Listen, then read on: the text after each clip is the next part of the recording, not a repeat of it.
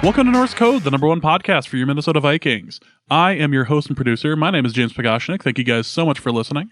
And at the other end of the tin cannon string, we have our analyst and co-host. You know him from numerous blogs and podcasts around the internet, most notably from theathletic.com. He is Mr. World Traveler, Mr. Useful Human, Arif Hassan, who, you might think you know Arif, but clearly you don't, because you might think to yourself that he's not the type to hang out in the Times Square area for New Year's. Oh, no. You may think he's not the type to hang out in the area, but you would be wrong.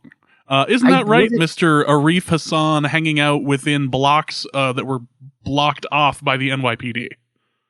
I wasn't hanging out. I was trying to get across the island to get to a museum on the other side of the island, and they started blocking it off at like 1:30, and I'm just trying. I can see it. I want to get to the museum, and they just won't let me across.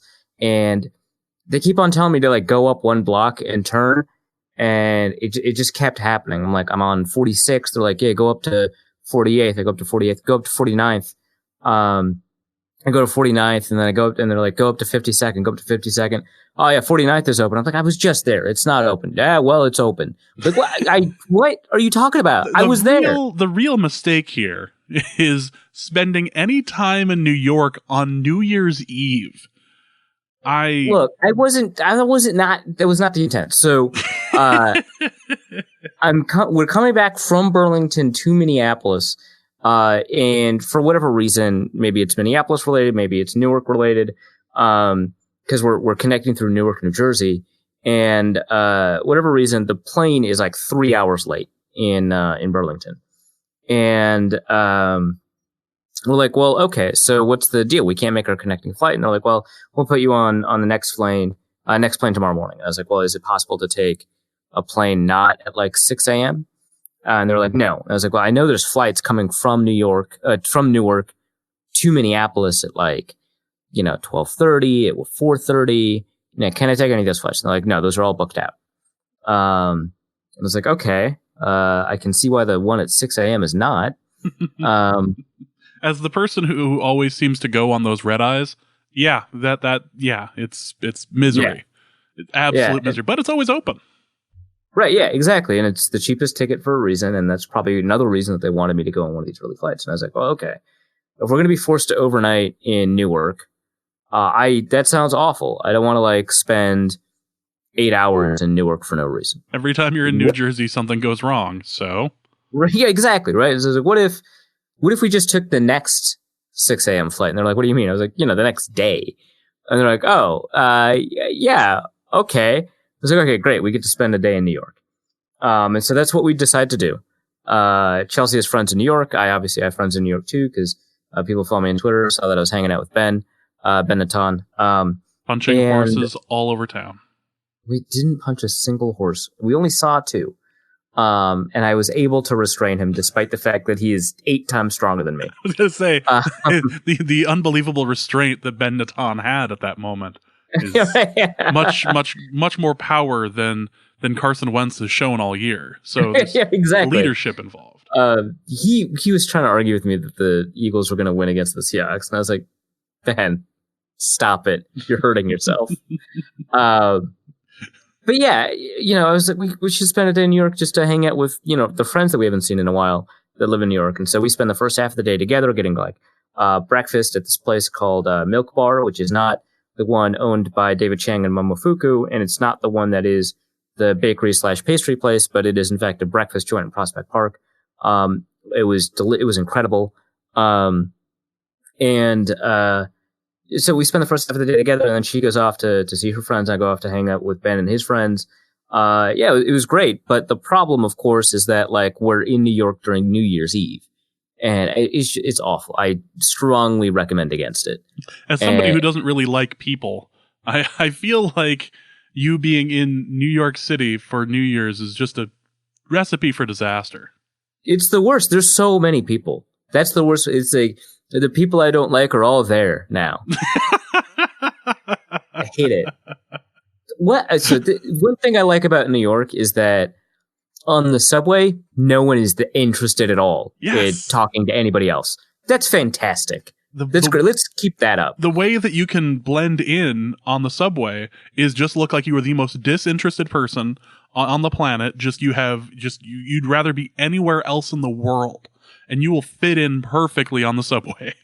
Right. The only time that's not true is when New Yorkers are wiping swastikas off of buses, which happens, I guess, and when you need to like rescue Spider-Man. The only two times. Well, right? I mean, these are two pretty extreme examples. Right. Yeah. Exactly. It takes a lot. Sometimes you have to rescue Spider-Man. I mean, these things happen. But on New Year's, there's people clearly not from New York. Where are you from? I don't know. New York. How about that? Get out of my face. I'm not interested in talking to you. Wichita, Kansas. I don't care, man. I want to go home. Sorry for people from Wichita. No, I've been there. It's fine. But I'm sure. yeah, no. But I'm not. It's 1:30. I've got a headache. Because I've been drinking. That's fair. But it's 1:30. I got a headache. I'm trying to go back to my hotel. I got a 6 a.m. flight. I don't want to talk about your Planet Fitness hat. Like, that's weird. I wanted one. I have watched it on TV. I didn't know you wanted one. I watched it on TV. I should have mentioned it to you. Well, my problem was I thought you just had a couple hour thing over in New York, and I wasn't going to mention anything to you because I didn't think you were so stupid as to try to spend New Year's Eve in Manhattan. Oh, you overestimate it. I saw them on TV and I went, that's dumb as hell. I kind of want one for some... Our lodging was in Brooklyn. Right. Our lodging was in Brooklyn, and I thought, for some reason, Ben was in Brooklyn. I don't know. So I thought I'd be able to hang out with him in Brooklyn, but no, this is all Manhattan. God damn. Well, I'd ask what you learned, but I'm willing to bet the answer is absolutely nothing. So we will move on to welcome everyone to this episode of Norse Code. We got a podcast. Hey, what's going on, guys? We're gonna do a double episode this one in a manner of speaking. We are gonna cover a brief review of the Bears game. There wasn't a lot to glean from it, but there are a few things that we can talk about. We have a Saints preview to go over with Seth Galina, and we have a mailbag as well. But before we begin, just want to thank you guys so much for listening. Thank you guys for contributing to the show. We are recording this as of January 1st. Last year was an incredibly successful year for Norse Code, whether it be through Patreon and fundraising or for listens or for just getting the word out about the show. Thank you guys so much. Really do appreciate it. The last episode I posted was the year-end clip show, so you can take a listen to that. There is a fair amount of swearing in that. I actually think I included the joke about how I need a swear jar in that episode. So we have that. Also, Patreon subscribers will be getting a second clip show here in the next couple days whenever I end up finishing it and just finishing editing it. I'm done with it. I just got the secret content. Yep, they get the extra content. So if you would like to receive such a thing, if you join Patreon in the month of January, you will receive a link to that. I'll probably just put that up on YouTube or put the MP3 up for you, just like I did for last year.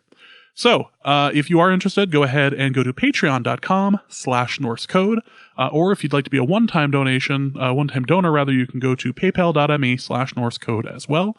We do have a new patron to mention real quick. Thank you, Burke Almquist, for donating to the show. Really do appreciate it. Again, everything helps us put together this show, whether it be helping with the finances for for sending it out to Libsyn, which helps distribute the show to all the platforms that you guys enjoy, or in the case of someone forgetting their microphone at home, we're able to make a quick order on Amazon in order to actually have an episode for the show. I don't know who that could have been, but it was an important moment. Also, you'd think as an audio engineer, James, you'd be more responsible. You would think that I would be the responsible one. You're right. Yeah, crazy. Yeah. Boy, if only I'd been doing traveling in the last 2 weeks. But again, everything ends up helping out the show. So it helps keep the Loch Ness Monster at bay and keeps the lights on for the show and helps us be able to record. So again, thank you guys so much. Really do appreciate it. Let's get into the game itself and a review of the Bears game. And if you ignore the turnovers, Mike Boone had a really nice day. we might have actually won the game if not for Mike Boone's mistakes, and won it because of Mike Boone's good play. Right? Yeah. Like you can't like take Mike Boone out of the game and like try to evaluate what if it happened because he consumed so much of it, positive and negative. I would say he more than made up for those turnovers, right? Because he averaged, I think, over 4.3 yards a touch by the end of the game. If you include a 45-yard penalty for each turnover. And then obviously if you don't, he has 90 additional yards. I'm including the interception as well, right? Because that's obviously his fault. But like, then he gets 90 additional yards. That's not bad. That's a net positive impact on the game. I think PFF ended up giving him a positive grade, despite, I think, judging him harshly for both turnovers. That's pretty good to see. And it's nice to see that somebody that ends up getting that much hype, right? That, we've been hyping him for 2 years.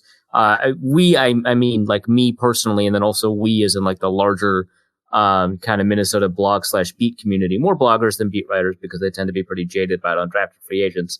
But, the whole Vikings Twitter, experiences involved hyping up players like Jarrell Presley and Mike Boone and in the past Jordan Todman. And finally, Mike Boone, it looks like he's got it. So it was pretty cool to see him play that well.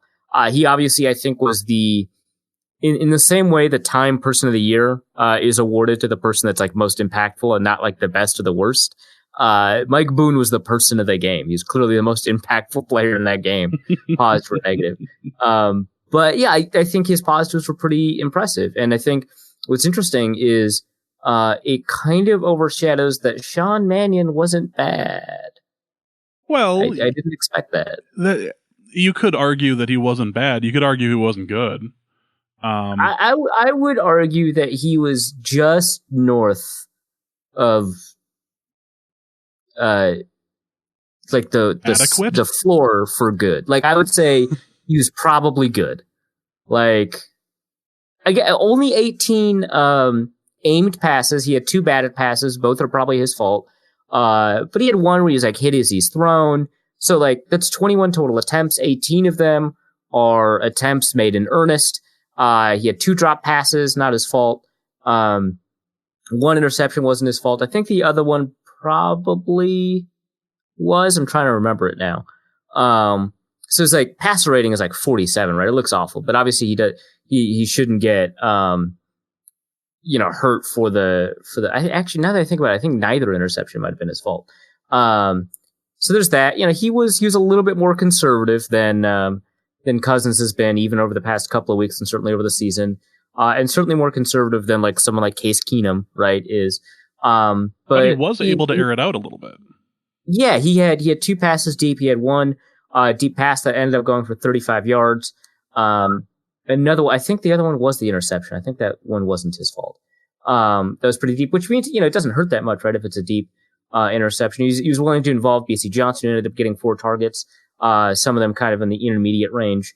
But yeah, trying to figure out the other interception was to Laquan Treadwell. But yeah, I just overall, I thought, he just had a pretty good game. His presence in the pocket really looked like a man who was terrified. And I suppose if I was behind that offensive line, I'd be terrified too. Right. That's the thing. He was over scared. Cause that offensive line played a lot better than you would have expected, right? Like they weren't amazing, but they did give up a safety. Yeah, that was in the run game. The pressures that they gave, they just didn't give up that many pressures. I think Hill might have given up a hit, Collins might have given up a hit, but then other than that, not a ton of pressure. I know Dakota Dozier played center and allowed some stuff up the middle, but for the most part, they didn't give up that much pressure, and I was really impressed by Oliudo, who I thought might have been the most interesting offensive line performance. Bradbury, he played, what did they play? 18 snaps, I think. He played all right, which is nice to see because the Bears were playing their starters. So that was actually a pretty decent gauge. It was probably one of his better games of the year. Again, only on 18 snaps, but we ended up getting 30 odd snaps from a lot of them, 50 snaps from like Rashad Hill and Aviant Collins. But yeah, just generally speaking, I would argue, a surprisingly good game from those backups. Udo is the one that's the most interesting to me. I think Samia just kind of got bullied around in the run game. So, I don't want to, like, he had a clean sheet as a pass protector, which is nice.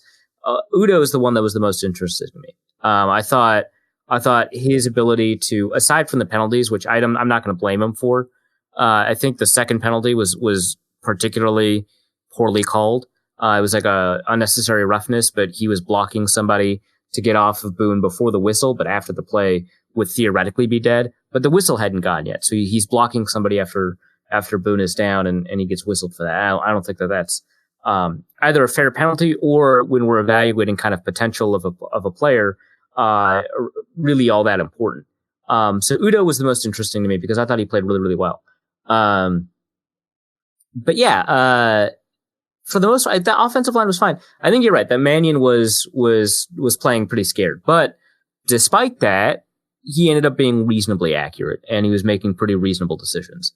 I think in a game with higher stakes that, his inability to kind of manage the pocket becomes a bigger problem. But I mean, the Vikings were playing against like Leonard Floyd, like they weren't playing against non-starters. So the fact that offensive line held up against that defense, which, is not the Bears defense, but like Khalil Mack played 45 snaps, right? Leonard Floyd played 44. Like they did all right. So I was impressed by the backups. I know, the Vikings ended up losing, right? But like, I was impressed by the backups. And Odenabo had another play that I really wish would have been a touchdown. Like 2 touchdowns in two games for him would have been fantastic.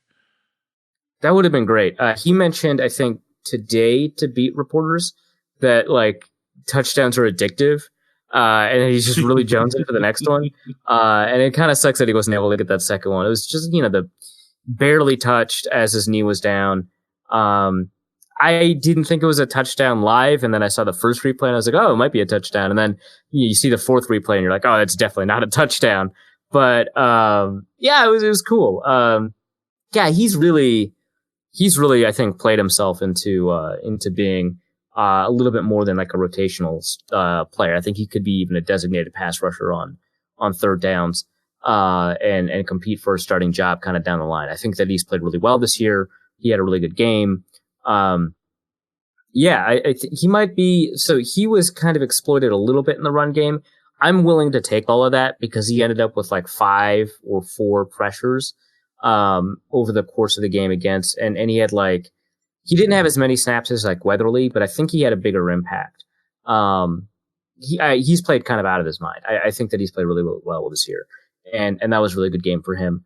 Defensively, I thought Armin Watts, he just got put on IR, so that sucks. But before the injury in that game, he was playing maybe better than anyone else. Like he was playing really, really impressively. The thing is, primarily, he's a nose tackle, but he was able to generate pass rush. He's a 3-tech in college for Arkansas. But they've put him at nose tackle for the Vikings, and he was pretty good in run defense, but he's great in pass rush, able to get the sack, able to generate another hurry, able to get another quick win against a center that I think didn't end up being charted as a hurry, but was pretty good. I thought he played really well. And then Cameron Smith, I thought he had a really great game. He was kind of everywhere, after he got onto the field. So, pretty encouraging. I think, it wasn't great to see Jaleel Johnson get pushed around in the run game. He had a pretty poor game. And then Eric Wilson, it was kind of more of the really poor against the run, really great against the pass. So, one or the other. But yeah, I was encouraged by the fact that the backups did as well as they did. I mean, anytime any group of backups goes against a group of starters, no matter who they are, right? And has a lead at one point in the fourth quarter, it's probably a pretty impressive performance.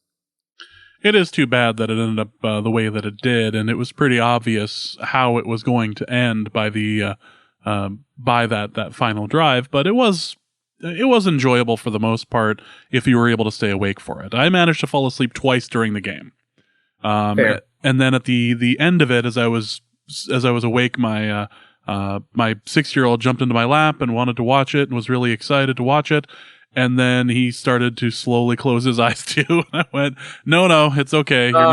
You're not the first person in this house to fall asleep watching football today, so no, you're fine. And he managed to sleep for the next 2 hours. So it was like, this is a great sedative. I was even tired rewatching it here a couple hours ago. I was like, really?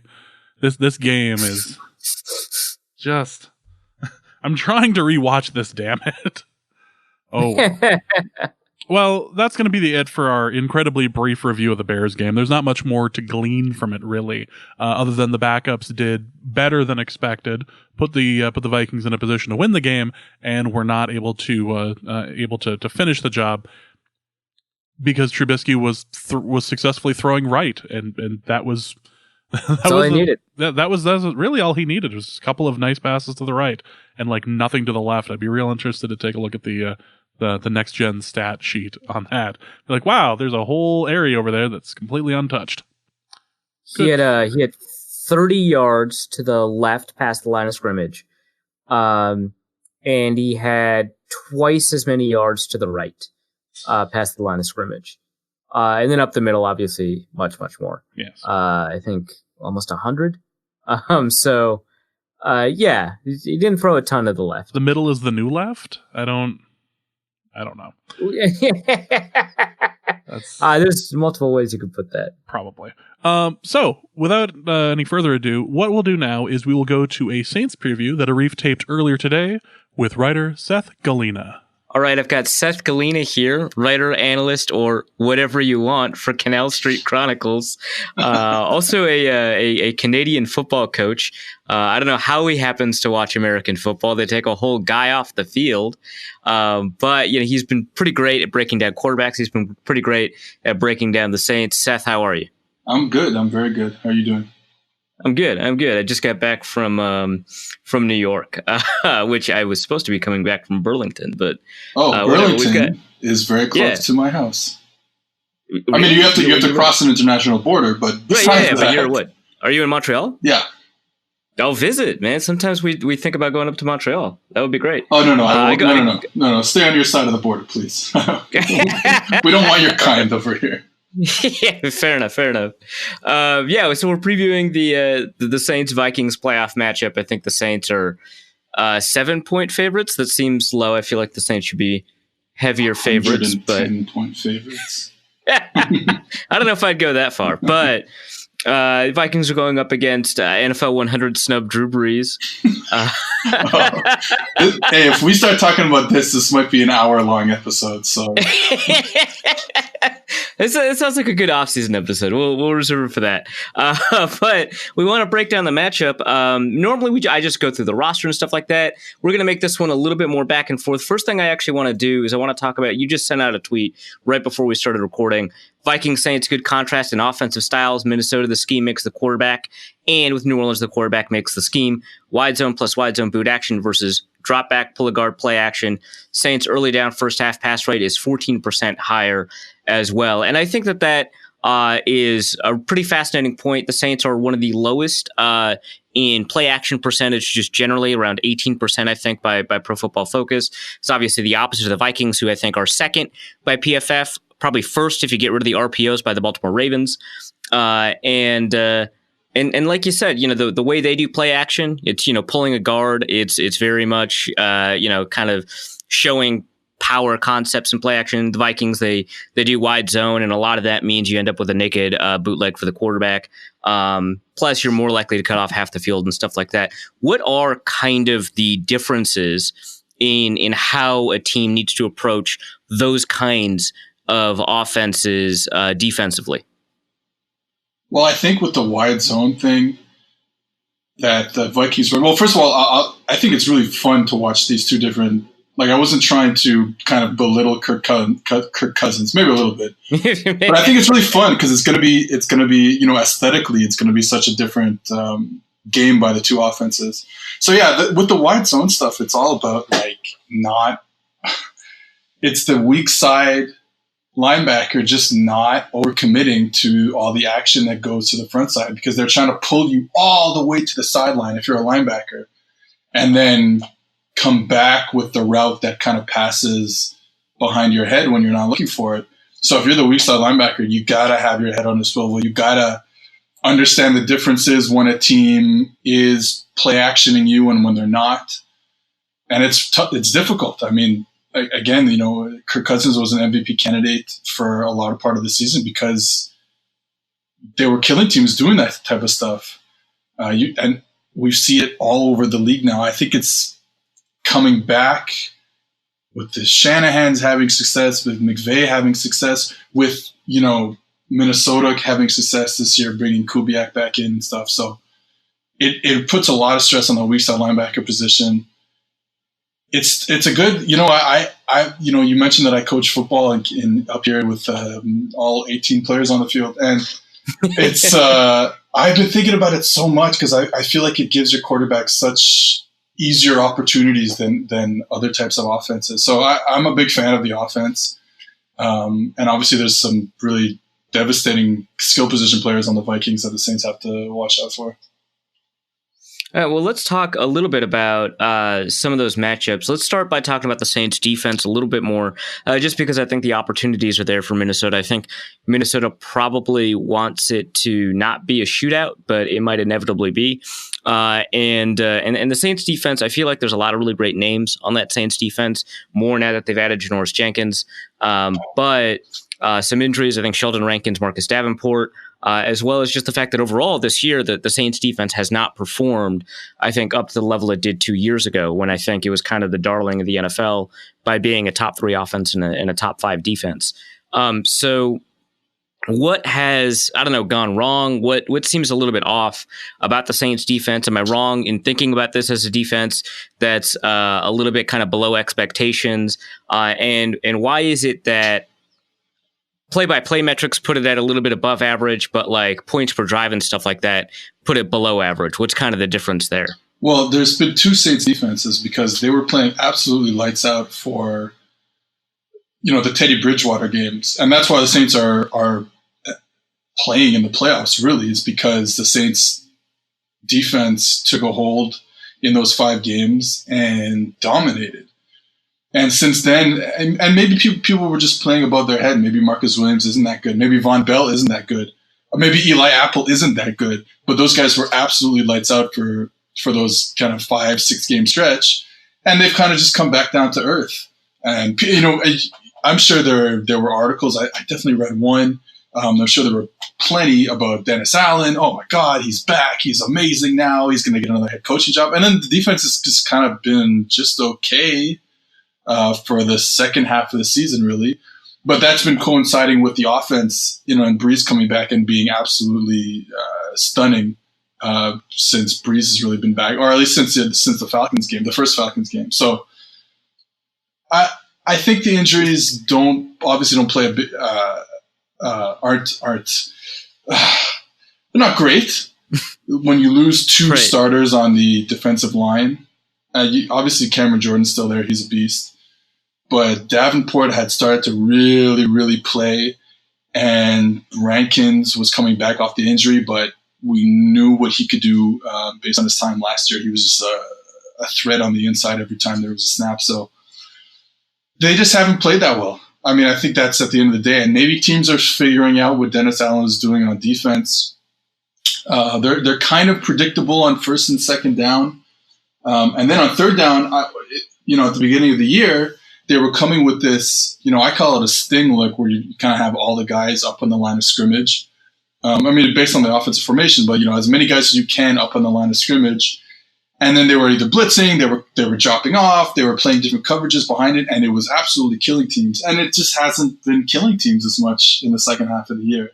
So, for me, defense, and I think we both agree that defense has super high variance levels, and that's kind of what's happened to the defense this year.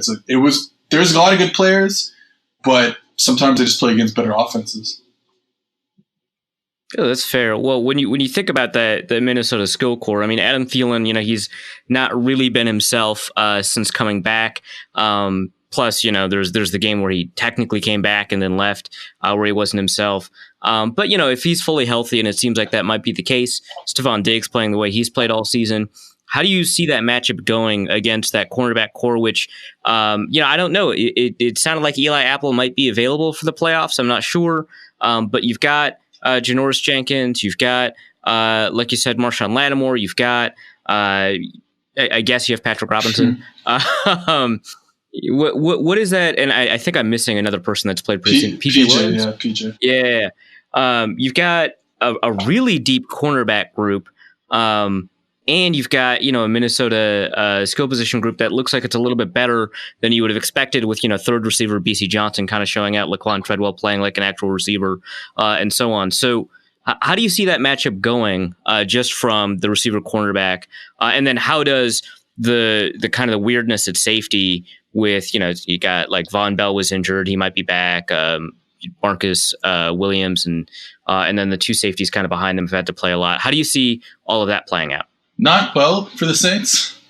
Obviously, like if Thielen, and you've watched more Vikings than me, so you're saying he just hasn't been the same since he's been back. That probably would be a big deal in this game, because if you can get a good game out of Marshawn Lattimore on Stephon Diggs, and a good game meaning he doesn't kill you for 10 catches or whatever, and it's just 5 or 6. And Thielen is not the same player, and you can live with a situation where he's not clowning Eli or Janoris or PJ or whoever. Then I think the Saints are in business, because I think they can get after the quarterback if they force Cousins into second and third reads, even without Davenport and Rankins there, because Cam Jordan's pretty good. Obviously, you have like other guys like Trey Hendrickson have been good at times this year. So yeah, I think, look, at the end of the day, the Saints can't cover anybody for pretty much my whole life as a Saints fan. So I don't expect that to change just this week. I don't know. You had the Rex Ryan 1 year bump that year. Yeah. 1 year, the 2009 Super Bowl bump was all right. Yeah, that was 2016 2017, 2018 was all right. But other than that, it's been leaky defenses. Yeah, it's been bad. It's been pretty bad. But what's been going on with Thielen since he's been back? It just the injury just hasn't kind of left him yet, or is there something more? Well, I think it's more a rhythm thing. Like, I think they wouldn't have put him on the field the second time. So I don't know if you remember this, but he was supposed to be available for the Chiefs game. He was. He rotated in, and then 7 snaps in, he took himself out. Presumably because of a re-injury or re-aggravation of the hamstring injury that he had. So they kind of just waited on him, and he comes back. Obviously not last week, although I always think about it as last week because the Chicago game kind of just didn't happen. But the week before that, he comes back, 4 targets, I think 1 or 0 receptions in that game. And it just didn't seem like he and Cousins were in sync. So I don't think it's about injury, because I think they just do not put him onto the field if he's not at least 90%. I think that it's just about kind of getting back in rhythm and back into the chemistry of the offense. And I think just kind of more time in practice and stuff like that is just kind of reinvigorate, I think, that connection. So I wouldn't be shocked if he gets it back, but we don't have any evidence yet that post-injury Thielen can produce like pre-injury Thielen. So that's kind of the big question. I have a feeling that he'll be up to his normal level of play, but I don't have any kind of evidence that would be the case. But we'll see. He did not look slow to me in the game 2 weeks ago. He didn't look like he was sluggish or taking time getting out of his breaks or anything like that. So it doesn't feel like it's an injury situation at this point. Plus, now that he's had the Chicago game to rest, plus the full totality of his injury recovery in general, I have a feeling that he'll just be kind of back to where he was. I guess my next question is Eli Apple good? I feel like there's no good answer to this question. No, and he's a average cornerback with obviously like a lot of elite athletic skills, athletic traits. So one game he's good, one game he's not. And that's like kind of true for like a lot of cornerbacks. But because he was drafted so high, you expect him to be good every week, and that's just not going to happen. And because even Marshawn Lattimore, I think Marshawn Lattimore is a very good corner, but he's not great every week. There's only, I don't know how many 5 corners in the league who you can get consistent play out of week in, week out. So I don't know, Eli, and he might not even play. I mean, he didn't play last week. Right. I think there was a lot of precautionary sit-outs last week. Von Bell, Marcus Williams, Eli Apple. The game they knew they could get away with not playing those guys and absolutely dominate the Panthers like they did. So he probably will play. I think they'd rather him still than Janoris Jenkins, just because even though he's a veteran, he's kind of still getting into the system. Then again, I mean, it's NFL. I mean, they're all playing the same damn thing on defense anyway. So right. Yeah, so I don't know. I still have hope that you can get a good game out of him, because I saw it this year. There were 4 or 5 games that he was really, really good, and a few others that he was average. So that's enough for me to say, okay, well, maybe it'll happen in the playoffs. And the problem, though, is that you're playing against two excellent receivers. So I don't know. You don't get the benefit of playing against whoever the hell the Panthers trotted out there last week. Or the ghost of Charles Johnson and Jarius Wright. Oh boy. I saw a video because people were doing their decade-long pieces and stuff like that, and it was like the play that got the Panthers into the playoffs for the first time in a whole bunch of years in 2013 was a Cam Newton touchdown pass to Dominique Hickson. I don't know. Just that I was just like, wow, I forgot about that guy. And anyways, that's neither here nor there. But I had a question about about the running game and Dalvin Cook. I just read that he seems to be healthy. Mm-hmm. Do you how much do you think the scheme plays into his kind of dominance this year compared to the other two backs, who have looked all right when they've had opportunities? Yeah, but maybe not with kind of that explosive playability that Dalvin has. Yeah, they've all been very efficient. Well, Mike Boone has the explosiveness, but he's kind of a spark god. But Amir Abdullah and Alexander Madison both look pretty athletic and much better athleticism that you'd expect from Madison's testing. But yeah, they've both been efficient. But obviously, Cook is the home run threat. And so he's been able to rack off kind of big plays on a more consistent basis. Or bigger plays, I should say. I'm a huge kind of running backs probably don't matter that much guy. I don't fully lean into the way that the analytics folks like Eric Eager and Josh Hermsmeyer and them kind of put into the running backs don't matter stuff. But I think that there's a lot of pretty good evidence there. And I think that means that Dalvin Cook, who, when you watch him individually, he's obviously very talented. There's no question about that. But I think that the success comes from a lot of it's the scheme, because I don't think the run blocking from the offensive line is all that great. But I do think that the way that they block, and the way that the scheme kind of creates open space or forces gaps open in interesting ways, whether that's motion or counters or whatever, creates a lot of space that Dalvin Cook has the ability to take advantage of. And obviously, again, he's skilled enough to do a little bit more with that.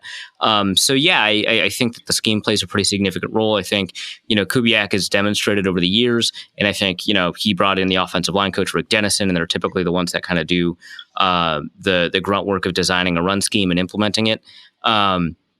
It's a Kubiak-driven run scheme, and it's been successful everywhere he's gone in big ways. And you remember, kind of the Arian Foster Houston Texans were also super productive with Alfred Blue and Ben Tate. Yeah. And do we want to talk about John Elway now, or do we want to wait later for? There's an interesting set of arguments involving John Elway, but I think the better argument for you might be Roger Staubach. Okay. You're gonna have to explain this one to me, actually. Yeah, well, I mean, so for people not initiated, I've been making fun of Saints fans for being mad that Drew Brees wasn't in the NFL 100, and they've been responding, with talk about meaningless volume records and all that. But my argument was, hey, he's never had an MVP. I think he's been first team All Pro once. Kind of difficult to put that kind of guy in the NFL 100. And people have responded with, I mean, he's better than Elway, right? Or he's better than Sammy Baugh, which I think that was the dumbest argument. Obviously, you're putting Sammy Baugh on the 100. Yeah. But Staubach also doesn't have an MVP, and I think he's only got one All-Pro too. So that's interesting. But statistically, he's probably the best quarterback of the 70s, whereas Drew Brees is clearly not statistically the best quarterback of the 2010s. That's too bad for you, buddy. Okay, all right. No, but my Elway thing is more about as I continue to watch. He's got a couple MVPs. Man. I know, I understand that, but I feel like the scheme helped him so much, and we didn't realize it at the time. But now, as we see all these quarterbacks look really good in that Shanahan-Kubiak offense, I'm taking a step back and I'm saying, wait, how good was John Elway? I know he's good. Like, I know he's good. I'm not even. I'm making like, if you want to put him in the top 10, I don't really care. But I think that's a really interesting question. The problem is play action usage and what play action looks like way back then is just way different, right? And so, like, a big part of what's making the Shanahan, McVay, Kubiak, I guess Stefanski stuff work is the heavy amounts of play action and the play action coming off a wide zone, which ends up in a lot of bootlegs and stuff like that. And heavy play action in 2019 is like 35%. Yeah. In my imagination, I don't know this. I wish PFF went back to the 90s, right? In my imagination, heavy play action in the 90s is like 18% with the Saints are right now. Like play action usage has increased so dramatically over the last 10 years. It may be the case that it has increased dramatically just over the life of the NFL. So I don't know. It's interesting because the West Coast stuff, Bill Walsh was the first one to really preach heavier usage of play action, whereas it was kind of a gimmick play before Walsh. And so obviously, Kubiak and Shanahan are part of the Bill Walsh tree. I think that's pretty fascinating. I think, he's maybe the best example. Elway's the best example of supporting cast kind of dictating perception of a quarterback, right? Yeah. Also helps that Elway was like the best quarterback prospect in history too. And that kind of boosted, I think, his perception nationally for a few years. Yeah, no, I agree 100%. Like we'll never know, but at the same time, I think it's an interesting. Again, I don't really care that Drew Brees is not in the top 10 quarterbacks of all time because you didn't because he so is because I know in my head that he is, so I don't care what anyone else says. But yeah, I think that. I keep going back to this offense because I think it's such a great offense and it takes some weight off the shoulders of the quarterback, which is honestly like because these guys don't grow off trees and when I say these guys I mean like Brady and Manning and Breeze and I don't know who else, Montana. They don't. Yeah, Steve Young. Man. Like they don't. It's so hard to just drop back and throw the football. And we tried to for, 25 years to go and just, that's the quarterback that the NFL wanted. And it just, it led to really bad quarterback play for a long time. And we're only starting to come out of it. And the issue was we kind of trusted Bill Walsh that he was this genius and he was. But then he kind of ruined football for the next 30 years because everyone tried to run all this West Coast stuff. And man, it's hard. It's so hard. Like to throw the ball all the time when you hit that last step of the drop or one hitch and make the right decision every time and throw the ball accurately. Yeah, it's great when Joe Montana's doing it. And yeah, it's great when Drew Brees is doing it. But most guys can't handle that. So I'm really glad we're going to a situation where the comeback of the Kubiak Shanahan offense with all that wide zone and all the play action and stuff. It's nice to see, and it makes quarterback play better, and that's kind of what we want. It's what I want in a football game is good quarterback play because it makes the game more exciting. The despair in your voice is so like you're a coach. Like it's so clear. Like it's so hard. Like okay. It's spoken like a person who is trying like a person who's coached 16-year-olds before. Yeah, right. Yeah. Yeah. Well, actually, I do want to talk about this offense because in my preview for The Athletic, I call this maybe the purest execution of the West Coast offense in the I'm NFL totally on right board now. With that, 100%. Well, I would go a step. I might go a step further and say it's the best West Coast offense of all time. but maybe we won't get into that right now.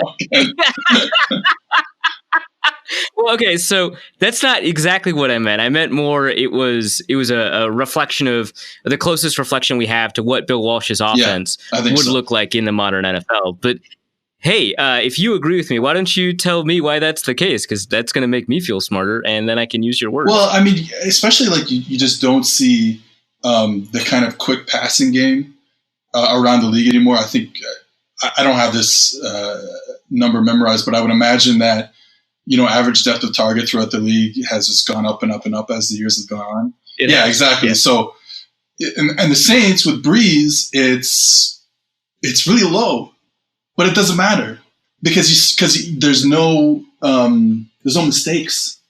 He just doesn't make mistakes, and that's what I guess what Walsh wanted was a guy who would always make the right read in these quick game and intermediate game passing concepts. No one else can really do that. So that's why the Saints kind of stay afloat. Even more than stay afloat. I mean, they've been dominant over the past 2 months because I don't know what else to say. He just doesn't make mistakes. And I look at it and I say, and my biggest problem when I evaluate quarterbacks, because I've watched Drew Brees for, I think, 14 years now as a Saint in the Sean Payton offense, is like, why can't everyone just always make the correct read on slant flat? Why can't everyone just always make the right read on shallow cross with a dig over top? But I've gotten so lucky getting to watch that because no one can really do that. And you're looking at Brady right now, and he doesn't have the receivers that Brees has, but he can't do it either anymore. So I think it's hard. He does everything right. His dropbacks are absolutely incredible. Like he has a mastery of timing. At my age group that I coach, there's still a lot of, okay, this is a 3-step drop, and this is the drop you're going to use on this play, this play, this play, this play, this play, this play, and this is a 5-step drop, and this is the exact drop you're going to use on this. And with Brees and the other older quarterbacks who have kind of mastered the systems they play in, he'll adapt his drop back to a couple things. The actual depth of the kind of primary receiver on the play. Bigger steps versus quicker steps. Yeah, exactly, right? Like, so you want to hit that last step of the drop when people are breaking their routes. And, right. An 8-yard post is a lot different than a 12-yard post, obviously. And one of the things I wrote about recently was how he is adapting his drop back based on the leverage of the defenders, which is another thing that's kind of wild. Like I'm not going to teach that to my kids, but you see him doing it, and again I go back to the thing. I'm like, oh well, man, why isn't Josh Allen doing that? He plays in the NFL. He should be doing that. And I'm like, no, not everyone is Drew Brees. So anyways, that's just kind of like he's a master. He's absolutely incredible. I keep waiting for him to fall off. And maybe the thumb injury. I thought he was going to retire at the end of the season. Dude, and now that seems like the dumbest take of all time. They've been awesome the past 2 months. They've been absolutely awesome. The emergence of Jared Cook has kind of taken the offense to a whole new level.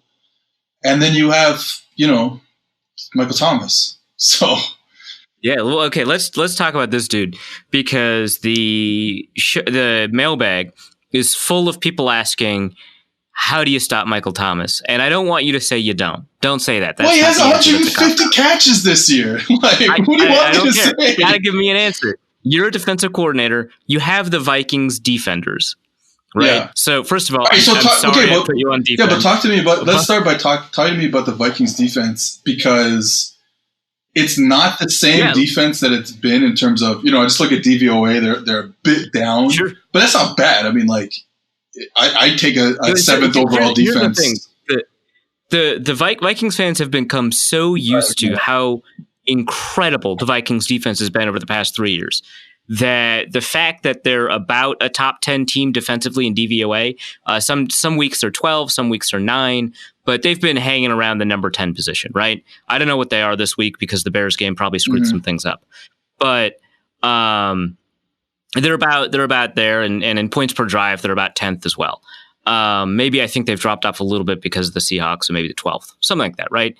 certainly well above average, clearly above average, not within variance of above average, right? And Vikings fans have a difficult time accepting that it's a good defense when it does stuff that bad defenses do, but less often than they do it, right? And so it's a good defense, but it's not a top 3 defense, and we're used to seeing a top 3 defense.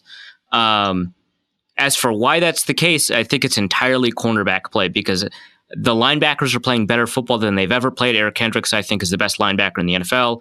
Anthony Barr's playing almost as well as he did in 2015 when he was an all-pro candidate. He's not nearly as good as Kendricks right now, but he's playing really fantastically. You've got really great years from Danielle Hunter, who's playing better than ever. You've got Linval Joseph. You've got Anthony Harris is playing even better than Harrison Smith. They're both playing at a really high level. And the only thing is, Everson Griffin has dropped off the second half of the season. It seems like a little bit. And there's no 3 technique, right? You've got Linval Joseph, and he's great, and he's sounds better like than he the did Saints last year. defense. Right, yeah. So, but I mean, I think the Vikings have played better on defense than the Saints. No, they have. I'm just saying, right. The shape of the problems and weaknesses and stuff like that look very similar. So, with that in mind, knowing that you've got Xavier Rhodes, who has had like 2 good games this year, and Trey Waynes, who same thing. Mike Hughes, who's had a pretty abysmal game against the Cowboys, but otherwise has looked pretty good. Mackenzie Alexander, who's injured this week. We'll see if he's able to play. He's the best cornerback out of all of them, but he plays only in the slot, at least in terms of performance this year. And then Holton Hill and Chris Boyd, who are backups, but Holton Hill is like a starting quality cornerback. So you know all of this, right? Now that I've told you. You've got, again, elite safeties, right? You've got great linebackers.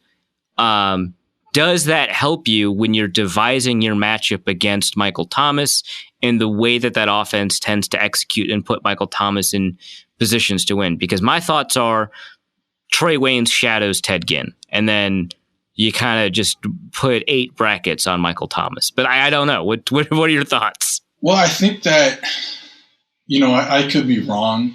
When I watch the Saints offense on the film, I'm not always watching kind of what the defense is doing. I'm just kind of basing it on what the Saints offense is doing to beat defenses. But I don't know if, like, the first thing you say is, okay, well, why don't we just double Michael Thomas for X amount of snaps? Yeah, hey, what's wrong? Yeah, like you could. I mean, I've seen. The only team off the top of my head that I've really seen do that is in the past couple of years is Philadelphia in the regular season game last year, and Brees torched them throwing to everyone else, and the Saints put up like 40 points. So, yeah, okay, if you're going to do that against a team that has a great receiver but not a great quarterback, then okay. But Brees will find guys, and there's enough other good matches with Kamara in the backfield or Jared Cook in the slot at tight end. So I think there's enough that Brees could do if you just decided to double Michael Thomas. The other thing that I think is probably going to happen, and I think the Vikings do this already, correct me if I'm wrong, but in the way that they play their 2 high safeties. Because, okay, so the first thing I'll say is you're not going to stop Michael Thomas underneath. He'll win his option routes. He'll win his slants. He'll win those type of routes. What you really got to do is stop the intermediate stuff, especially the kind of deep overs that they've been deadly at recently. Now, the Vikings I find the Vikings are pretty good schematically at dealing with that because they play, and I'm going to look this up, but I think they play a lot more too high than a lot of other teams. And that allows very recently. Okay, yeah. Well, I have stats here from the second half of the season. And so 58%, which is super high, too high, in the second half of the season for the Vikings. And I think that's a good way. Now, you might get gashed a little bit in the run game, but that's not a really big deal if you're going to stop Michael Thomas. It's exactly what's been happening, by the way. The Vikings have become significantly more efficient against the pass, less efficient against the run. I agree with you that that's a trade-off. Yeah, 100%. And there was a play, I want to say there's an interception in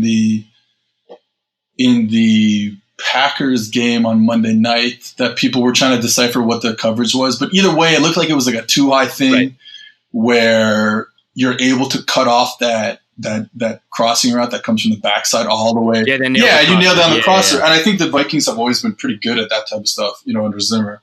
So I think that would be the way to do it, is just kind of stay more in too high. Obviously, you got to know where Michael Thomas is on every snap, but I don't know if like a pure double team, as part of the game plan, it would be the way to go. I think what they do is kind of okay. I don't know if it'll stop him because he's still really good, but I think that's kind of the way to do it. You can only hope to contain him. So then my next question is this. So the Vikings have played a lot of too high, especially since the bye, but they've been kind of transitioning into that as kind of their next adaptation on defense. A lot less cover 3 than they used to. So that's, a correct diagnosis, I think, from both of us. I think if we both agree that that's the case, that's probably the case. A lot of that seems like it's been an adaptation to deep passing offenses because they've played Seattle, they've played San Diego, they've played the Detroit Lions, right? And was it Detroit with Stafford or without Stafford? No, it wasn't. It was David Blau. Boy. But Blau also, Blau is not nearly as aggressive. David Blau could have gotten me a bye week. David Blau. Yeah, your second favorite Purdue quarterback in the NFL. But he plays relatively aggressively now. Stafford obviously super aggressive downfield. Jeff Driscoll even more aggressive somehow. I don't get it. Sure. Downfield. Yeah, right. Sure. Why not? And then David Blau, who I think on another offense would be considered a conservative quarterback, but with the Lions is the most conservative, still likes to throw downfield. So they're up against an offense they've been up against offenses that at least schematically have been throwing downfield a ton. Right. Mm-hmm. And I don't know if their switch to too high, especially later in the season as they've increased it, has been a result of trying to take on offenses that pass deep a lot, or whether or not they just decided that they would rather take away passing efficiency generally, and they just have happened to go up against deep passing teams. Russell Wilson even mentioned it. They played a lot more too high. I think he said they played a lot more too high than I expected. And it kind of took away the deep passing game, which, I mean, he still threw like 6 passes deep downfield, but only one of them was completed. So that's a huge boon for the Vikings. The Saints are not that, right? The Saints love intermediate. They are very comfortable throwing short. They've got some of the lowest deep passing percentage. When it is deep passing, it's Ted Ginn. And honestly, even recently, I looked this up, but Ted Ginn has not gotten a lot of looks in the past 6 weeks, I'd say. It's been rough. It was a rough go for Ted Ginn recently. Who is it then? There's no one. Kirkwood? It's Cook. I mean, it's Cook, but it's not the same type of plays that you'll get. Ted Ginn, you got all those those post routes right off play action, post corner, whatever. But with Cook, it's in the seams a lot. They're killing teams in the seams right now. It's really fun to watch. But yeah, hold on. I got 5 weeks. Hold on. 5 games of Ted Ginn, the last 5, and he has 11 targets. So is this a result of you charting or a result of you padding? Yeah, it's a result of me padding these PFR stat pages.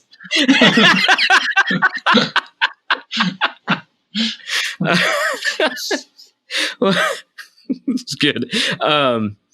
So if that's the case, right? If the Vikings have been playing a lot of too high and they've been playing a lot of deep passing teams, do you think the Vikings should continue to play kind of that too high that's been working for them against those teams, even though the Saints like to go underneath a lot? Do you think that the Vikings will or should reorient their defense around the short passing game that the Saints have?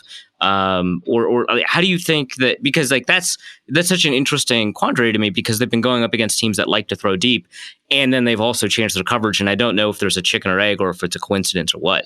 Yeah, I don't love teams playing against the Saints in too high, because there's so much room underneath now. You're taking a defender out from the short game, putting him deep, and the Saints just live off that stuff. Teams that play too high, when they run their favorite play, their weak side option route, it's over. You're just cooked. Brees will always get to the option route, and they're always going to get a completion. So I don't know if that's the right answer against the Saints defense. I think you got to dare them to throw to Ted Ginn. I think that's the thing, because he won't. He's just, he's been there to a certain degree, off these play action looks, off whatever on the post routes, and Brees just does not want to pull the trigger. And it's been working because, you can throw it to a somewhat covered Michael Thomas on a dig or an overrun, and it still works. So, but if I was on their side, I would say let's put as many guys down low. Let's play one high. Let's get the safety near the box, and then we'll live in a world where we're going to hope that he doesn't throw deep on us, which he doesn't. So now, with that said, all they've done the past, 5 weeks, all they've done the past 5-6 weeks is score like 35 points a game. So it's not like it's coward points. Yeah, exactly. So I don't know, I think that's the way to do it. But at the same time, you could do that and they could score 35 points. You could stay too high and they could also score 35 points because they're just been deadly recently. All right, well, let's flip it a little bit and talk about the running game. First, I want to talk about the Vikings' offensive running game, which we talked about a little bit already, versus the Saints' defense against the run. So 42 games, that 100-yard rusher, that streak has been impressive to a lot of people. To me, that's not as interesting just because a lot of running back by committees. And, if you're behind against the Saints, you tend to throw it. So there's not a lot of pass attempts. But I looked at their per play efficiency against the run. And from an expected points perspective, they're 7th or 8th best, maybe 5th best in the NFL, depending on how you want to look at expected points. So it's not bad. How much of that has to do with the players that are now gone due to injury? And how much of that are the players that are still left, right? Because you got Cameron Jordan, he's pretty phenomenal. You've got these linebackers that I don't think a ton of people are super familiar with. So I'd like you to expound on them a little bit. But Demario Davis is having just an insanely good season. I think it's Eric Kendricks 1, Demario Davis 2 in PFF or something like that. How much of this run game is filtered through these players that are injured, and how much of it is bolstered by the players that are still going to be available for the playoff game? Yeah, I think the running game thing, I think they're fine even with the injuries. I think Rankins is a really good player. Obviously, you miss him no matter what, whether it's run game or pass game. But their Rankins and Davenport not being there are concerned me more in the passing game because I think that Cameron Jordan is a hell of a run defender. And then the three interior guys that they rotate, Shai Tuttle, Malcolm Brown, and David Onyemata, they're pretty good run players. You don't get the pass rush out of them, but they are still very good run players. And then at the linebacking core, AJ Klein he's whatever. He's serviceable, I guess. But Demario Davis he got a revenge pick, right? Oh yeah, he did, exactly. He got a pick 6 last week. But Demario Davis he's good. He's sideline to sideline. His speed is something that I didn't kind of expect when he came over. I mean, last year he was really good. But this year he's taking it to another level on the speed. Oh my God, he goes sideline to sideline, which is so great against what the Vikings do, I think, where they're trying to stretch you sideline to sideline. I think Demario Davis could have a big game. So I think stopping the run is not that big a deal when we talk about if the injuries will hurt them. I think it really hurts them in the pass rush. Yeah, fair enough. Let's talk a little bit about Trey Hendrickson. He was a guy, I think 2017 draft, that I loved. I think FAU, which what are they? The Owls, right? The Lane Kiffin Owls. He was a guy that I loved. Found ways to generate pressure. I think he had some of the best pressure statistics in the FBS. Really great workout, and then no one talked about him in the draft. I saw him in mock drafts going like 6th, 7th round. He goes 3rd round of the Saints. I thought that was a great pick.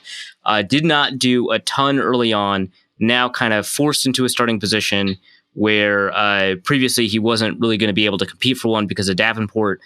How has he played? I think he's been really solid.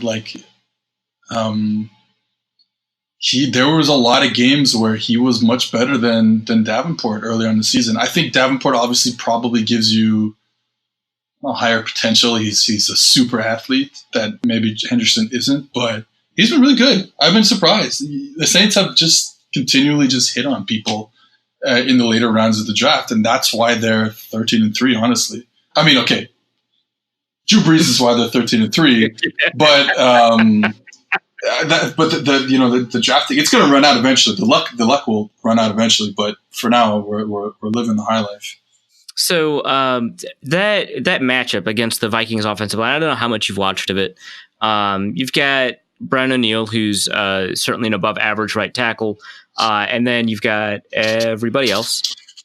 Josh Klein is fine, but then you've got everybody else. Riley Reif is maybe average.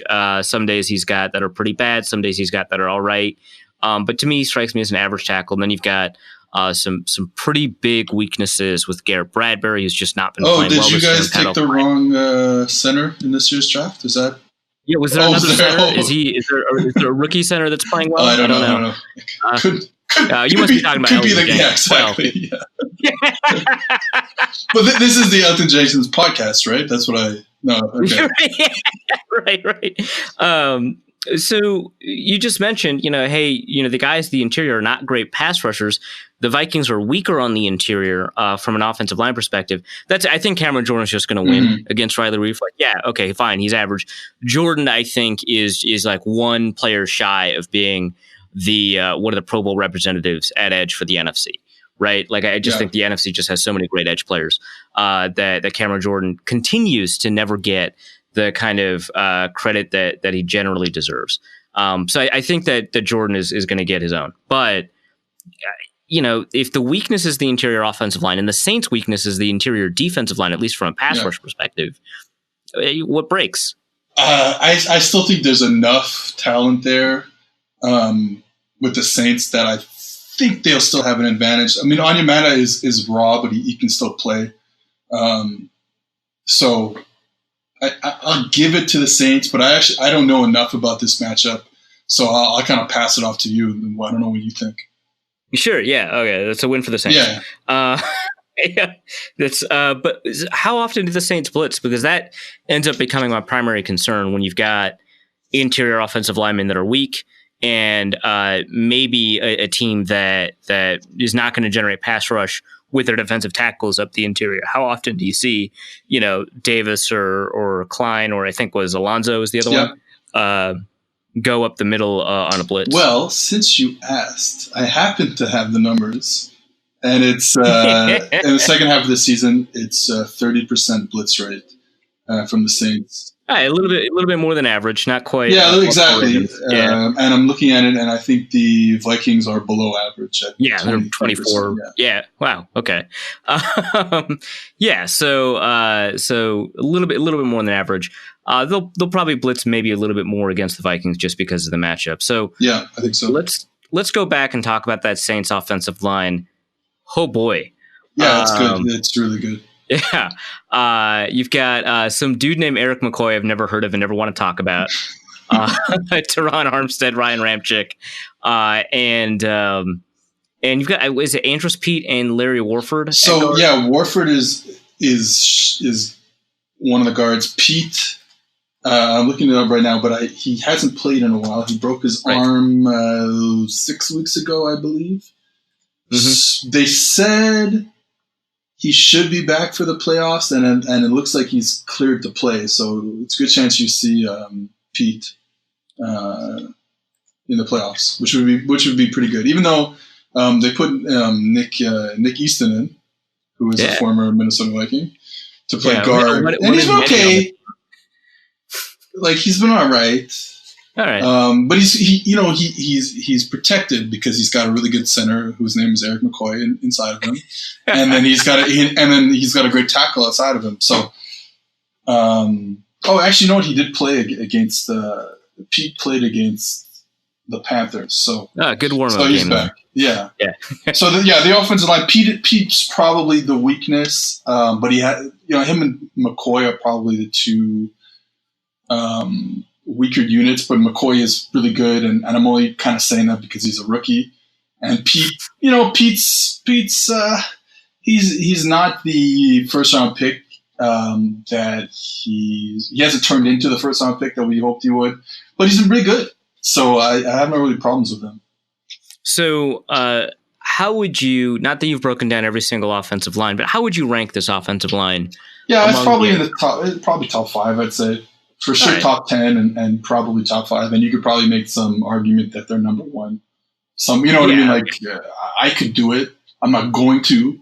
But I could say that they're the number 1. One could say there's a lot of evidence if one were so inclined.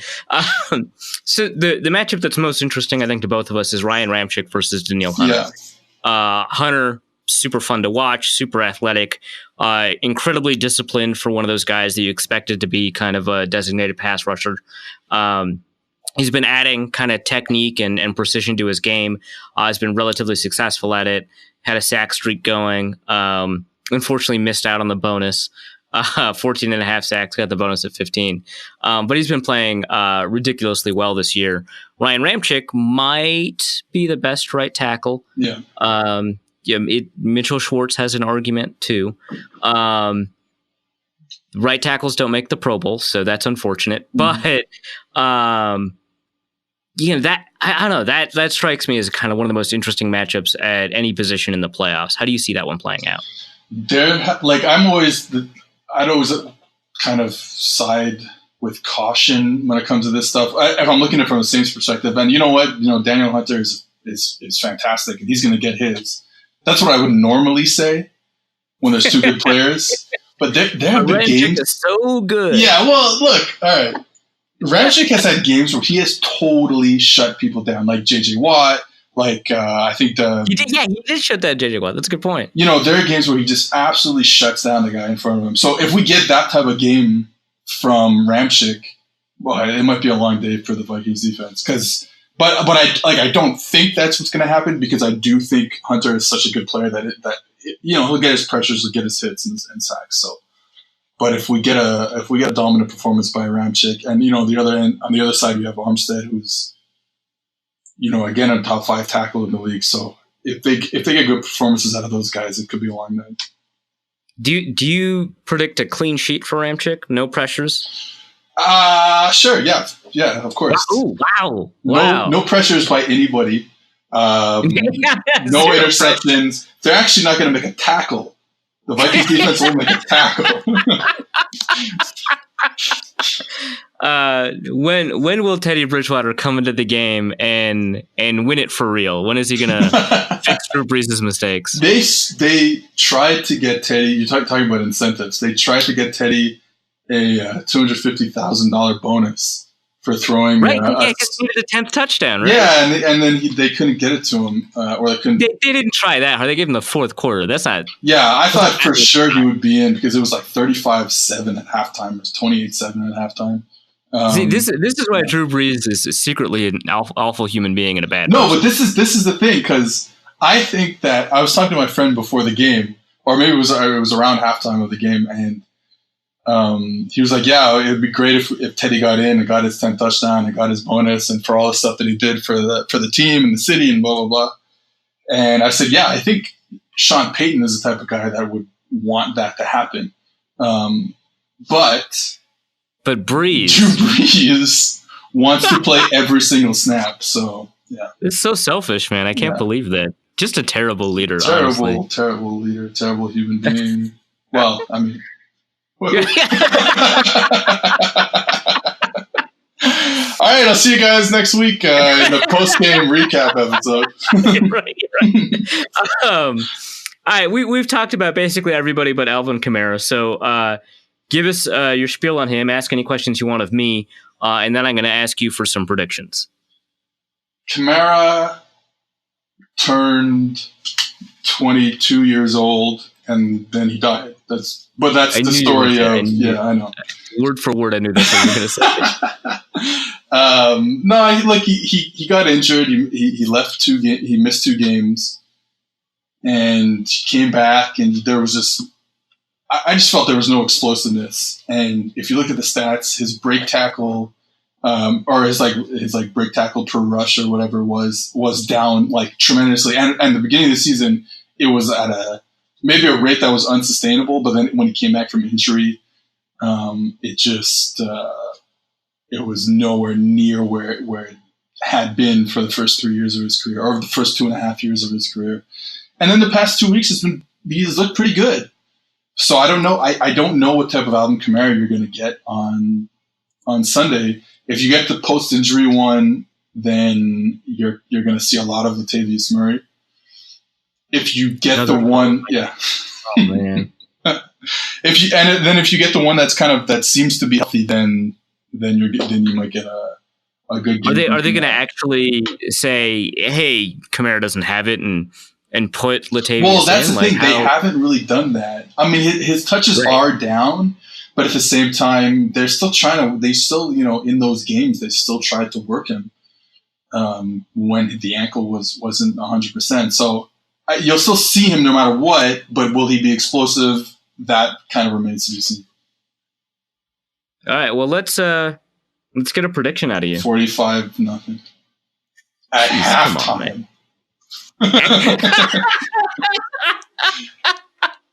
I don't know. I think the Vikings will score some points. So I'm going to say somewhere in the so generous of you to say 35-24 to that type of thing. Yeah. Well, that's quite a cover, but it's also the over. Yeah. So at least some people are going to be happy. What do you think? I guess for me, my question is, how do you think the Vikings win the game? Like, what has to happen for them to win the game? I was going to ask you the same thing, and I just forgot to. But yeah, what does it look like if the Vikings win? I think it looks a lot like the Vikings taking away the timing. Probably have to play a lot more press coverage than they ever have this year. They for some reason this year are just not a press coverage team, despite having the horses for it. I would say that they would want to disrupt timing, and by doing that, give you the extra half second to create pressure. Drew Brees is the best at sack avoidance this year, at least statistically, in the NFL. So you may not be able to actually get home and create a sack, but you might be able to actually generate pressure when typically the Saints don't allow pressure, both because of their offensive line and because of Brees. And I think that pressure allows you to kind of disrupt, accuracy and so forth. So I think you would want press coverage, especially, maybe outside leverage against Michael Thomas, and just try to continue to wall off zones on the inside. Not a true double team, but, basically brackets. And then, like I said, plaster Trey Waynes and Ted Ginn. They're both like whatever, right? But they're both fast. So that seems like a matchup to me. And if Eric Kendricks is healthy, and it seems like he may not be, which would be pretty devastating, have him see if he can kind of take care of Jared Cook, alternate that with Jaron Kearse, and then obviously kind of zone assignments as the coverage sees fit. But that to me is the matchup, and I think that's what it looks like, where Brees can't use, like you said, that the precision timing that he has in order to get rid of the pass rush. And I think the Vikings should let the Saints attempt to run on them like they have for the past couple of games. And I think a win looks like that. I think that they would need to generate a couple of turnovers. The Saints, I think, are the least turnover-prone team in the league. I think over the second half of the season, the Vikings are one of the most turnover-friendly teams. They've been able to generate a lot of turnovers, especially against quarterbacks that don't turn the ball over, like Russell Wilson and Aaron Rodgers. And so they'll need to be able to find a way to do that, which, I don't know. I mean, these are... They've been able to intercept players that don't get intercepted. So there might be an Anthony Harris pick just kind of out of nowhere that you wouldn't expect. And that would need to happen. So you need to get pressure. You need to get a turnover. And in order to get pressure, you need to disrupt the timing. And then I think the Vikings offense can keep up in that scenario. So that win would probably look something like a 35-31 where teams score a lot of points. I would argue that the most likely outcome is that the Saints win. I would say...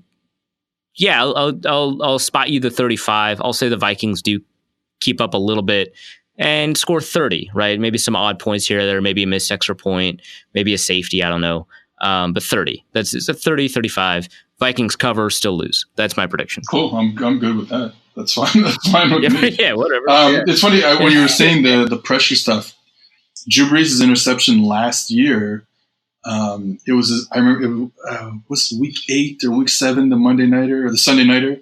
And it was his first interception of the year. I think Smith came down with it, but it was off pressure.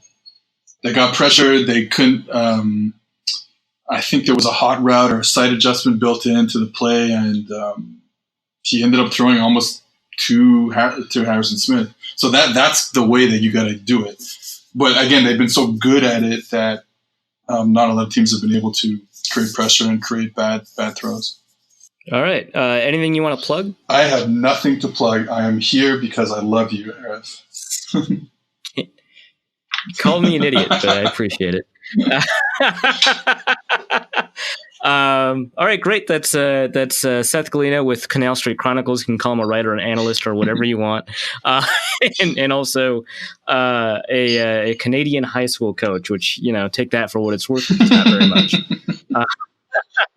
You can find him. Is it at Seth Galina? Yeah, right on Twitter. That's it. Right. And I'm going to link. You mentioned an article about adapting to dropbacks. I'm going to force you to send me that link. I'll link that in the show. Okay, cool. All right, thanks. Hey, man. All right, let's go to the mailbag. And the first question is from Kyle Slaby, who asks, does it concern you that the Vikings may have a better roster than the Saints, but the Saints have the 3 best quarterbacks in this upcoming game? Brutal. Not necessarily wrong, but Taysom Hill is overrated. As I say that, he's going to get like 2 receiving touchdowns. He's not a good passer. He's not a good quarterback, but he's like good at football. So the 3 best football players at the quarterback position, maybe. Yeah, it sucks, right? I mean, like Michael Thomas is also better than Diggs and Thielen too. So there's that, but yeah, I don't know. It sucks, right? That like the Vikings probably are better top to bottom, player for player, but at the most important positions, the Saints have an edge. I don't think it's as obvious though, just because, we mentioned a little bit with Galina that Demario Davis is playing really well. And then we also mentioned that, the cornerbacks for both teams are struggling. And so position by position, it's kind of difficult, right? Like Alvin Kamara, Dalvin Cook, you'd pick Dalvin Cook this year. Obviously on balance for the career, you pick Alvin Kamara, but it's kind of close. Would you take Latavius Murray or Alexander Madison? The Vikings made their decision, but Murray's played pretty well. You take the Saints offensive line, you take the Vikes defensive line. It's, I wouldn't say that the position for position, the Vikings were obviously better. It's just, again, the ones who the Saints are better. It's at the most important positions and by a pretty dramatic margin. So yeah, I guess, whenever we talk about quarterback wins, I like to point out, the football is a team game. At this point, I kind of want to talk about the opposite. Like, yeah, football is a team game, but some of the players are more equal than others, Next question is also from Kyle Slaby, who asks, was Arif sad that his Seahawks didn't win the division, or happy that they got an easier first-round matchup as a result?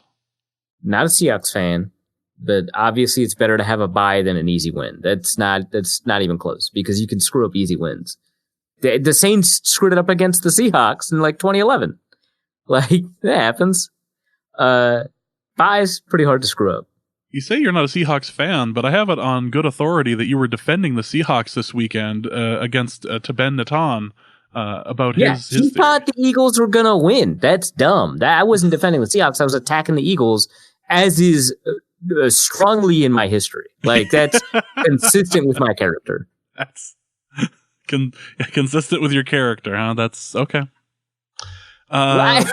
He was like, the Eagles are going to win. And I'm like, with who? Who are you going to? Are they playing somebody other than my Seahawks? Right. No, it was just like, you got a quarterback playing receiver. You got a tight end playing quarterback. Like, what are you doing, man? You can't win. Nick asks, I thought Udo held up rather nicely versus Mac today. Why has he been inactive most of the season? And can someone please explain why in the ever-loving hell Sean Mannion is the backup quarterback on this team? Because Trevor Siemian costume. No, because, Teddy was a trade asset. No, I don't know. It's hard to find backup quarterbacks. It's like I didn't love that it was Trevor Siemian. I didn't love that it was Sean Mannion. But you get somebody who's got experience in like a West Coast system, especially one that's as hot right now in the NFL as the McVay one. And they provide you with kind of whiteboard help and stuff like that. So that's fine. Cousins doesn't really miss games because of injury. I'm really jinxing myself, but historically doesn't.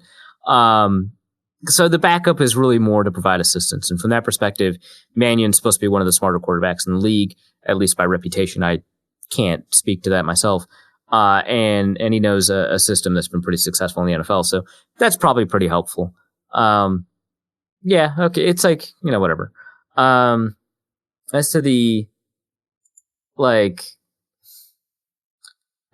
other part, it's not that Oli Udoh has been like screwed by the Vikings. It's that Rashad Hill has played really well for a backup. Is there an opportunity for Udoh to kind of displace him? Maybe next year. But I don't know. The times that Hill has played, I think everybody's been pretty pleasantly surprised, and I've called him one of the better backup tackles in the league. And, people get kind of upset because he had a pretty poor preseason. Plus he was kind of always injured. But honestly, I don't think anyone could look at what Rashad Hill did either against the Bears or this year as a backup and be disappointed. I wouldn't fault the Vikings for going with, the slightly more known quantity in that regard. Plus Udoh, he's got a lot to learn. Maybe he's only kind of cottoned on recently as to kind of the ways to establish his technique and play on a consistent basis. It's not like he entered the NFL this technically refined or anything like that. I think, this has been a process, and, maybe he's improved pretty dramatically over the course of the year, but there's never been a reason to say, hey, Rashad Hill, you've been demoted. So I don't think that's that bad, but I agree. Oli Udoh played really, really well. John Belk asks, could you explain why analytics thinks interior offensive linemen are so relatively low value, and why you're skeptical of that? How does the analytics community feel about Quentin Nelson and the value of that pick? They did not love the Quentin Nelson pick, and they agree that Quentin Nelson was probably one of the better offensive line prospects of the decade. It's the drop off between a starting quality guard and a replacement quality guard league wide. Like whether or not your team has the ability to grab that replacement quality guard, as defined by, the analytics community, which is typically in this case, Pro Football Focus. Who knows, right? But league wide, when you're playing the 33rd best guard or the 35th best guard or whatever, they don't tend to be dramatically worse than the 16th best or the 14th best guard. Or I should say like left guard, right guard, right? Because it would be like the 66th best because you've got two guard positions. There's two reasons for this. One is kind of like thought experiment, right? Like how many pressures do guards typically give up over the course of the year? And now compare that to how many pressures a replacement guard would give up over the course of a year. And the difference is not small, but it's not dramatic. And the problem is the way that impacts pressure rate ends up being small either way. And pressure rate, when it gets translated into overall quarterback ability, that tends to get small too, because the most you can tend to swing pressure rate is between 20% and 40% over the course of the year. So 40% pressure rate really bad, 20% pressure rate really good, right? And then changing one guard position is not going to swing it, right? It's going to move you from maybe 20 if you've got the best guard and you go to the worst guard to 25 for a quarterback over the course of a season. So a 5% increase in pressure rate for a 10-point drop in passer rating or whatever metric you want to use for just 5% of plays, that ends up being very small. So that's kind of the thought experiment version of it. The way PFF tends to find these things out is they've got simulations of games. They've got hundreds of thousands of iterations of simulations based off of their PFF grades of quality players at each position. And they've got the ability to essentially, using their model, pull a player out and put a player in and see how the game would have gone, based off of all the data they have going all the way back to, I think, 2005, which, the data available to us, I think, only goes back to 2007, but they've got data going back to 2005 of, what happens when a player gets injured and you get to throw, another player in and stuff like that. They've got, thousands of games where these things occur, and that they can construct tens of thousands of simulations. And so when a guard goes out at the beginning of the year, like, Brandon Fusco did or whatever for the Vikings, and you throw in a replacement guard or like Nick Easton, right? And you see how that impacts wins versus, all these other positions like quarterback or whatever. You see that one ends up being relatively low compared to, say, wide receiver, right? Or tight end even, which is not a super high value position either. But more than an interior offensive lineman. So there's multiple ways to kind of look at it, but guards just don't tend to generate much value. Plus, from a draft perspective, you tend to be able to find them in the middle round. So guards used to not go very high in the draft in the NFL. They've gone high fairly recently in the draft, but for the most part, the consensus has been, and the truth has been, it's not super difficult to find them in the middle round. So that's kind of why. Speaking of analytics, is there any truth to the rumor that you were being interviewed by the Giants to be one of their, quote, 4 computer folks for their analytics software team? Yeah, and software. And software. I can neither confirm nor deny. I can only say that I spent some time in New Jersey, which happens to be the state that the Giants headquarters are in. Trying to imagine going to work and having Gettleman as your boss. I have a feeling that would be much like going to work and having James Dolan of the Knicks be your boss. You're gonna listen to this rock band again? All right. Aw. Luke Braun asks, you have to stake your life on one of these matchups going well. Which do you choose? Rhodes versus Thomas or Reef versus Cam Jordan? As a Rhodes defender this year, I pick Reef versus Cam Jordan. That's probably wise. Yeah. So Rhodes, I would argue, has actually played above average, but has been generating below average PFF grades and below average yardage by charting and stuff like that. I get all that. But Thomas is playing like the best receiver in the NFL. He's 150 targets, right? What did Seth say? Did he say 150 catches? He's had a lot of catches. He's had a lot of targets. He's a guy who gets open. So, you get the guy who 150 catches. Jeez. 1,700 yards. No one's really talking about the 1,700 yards, actually. That's pretty impressive, too. Yeah, so he's playing better than any other receiver in the NFL. He's got 91 first downs, over 100 yards a game.